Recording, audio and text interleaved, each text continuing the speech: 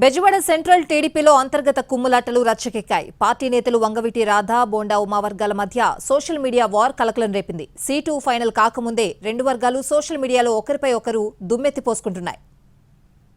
Vijayawada central seat చిచ్చు వైసీపీకి కాదు, టీడీపీకి కూడా కలవరాన్ని రేపుతోంది. ఈ సీటుపై కన్నేసిన టీడీపీలోని రెండు వర్గాలు ఢీ అంటే ఢీ అంటున్నాయి.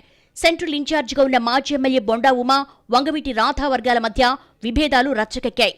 తనకు సీటు గ్యారంటీ అని బోండా ఉమ చెప్తున్నారు. ఇటు రాధా వర్గం కూడా సీటు తమకే వస్తుందని గట్టిగా నమ్ముతోంది. 3 రోజుల క్రితం రాధా టార్గెట్ గా సోషల్ మీడియాలో పోస్టులు వైరల్ గా మారడంతో వివాదం మొదలైంది. తాజాగా బోండా ఉమను టార్గెట్ చేస్తూ పోస్టులు ప్రత్యక్షమయ్యాయి. రాధాను టీడీపీ నమ్మకపోవడానికి కారణాలు ఇవే అంటూ ఒక పోస్టు రాధా టార్గెట్ గా Bezawada central WhatsApp media group లో వైరల్ అయింది. 7 అంశాలను ఇందులో ప్రస్తావించారు. ఇది రాధా వర్గానికి ఆగ్రహం తెప్పించింది. సెంట్రల్ సీటు రాధాకి తమకు అధిష్టానం ఖరారు చేస్తున్న సమయంలో బొండా ఉమ వర్గం ఈ పని చేస్తుందని రాధా వర్గం భావించింది. తాజాగా బొండా ఉమను టార్గెట్ చేస్తూ ఓ పోస్టు సెంట్రల్ గ్రూపుల్లో తిరుగుతోంది. రాధా టార్గెట్ గా 7 అంశాలను పోస్టులో ఉంచగా బొండా ఉమ టార్గెట్ గా 17 అంశాలను ప్రస్తావించారు.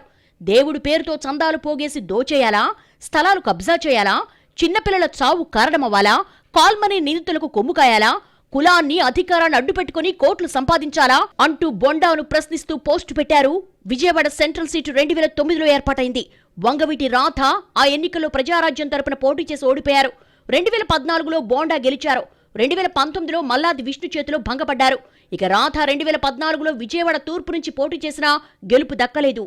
2019 ఎన్నికలకు ముందు టీడీపీ కండువా కప్పుకున్నా పోటీ చేయలేదు. సెంట్రల్ సీటు టీడీపీ హైకమాండ్కు తలనొప్పిగా మారింది.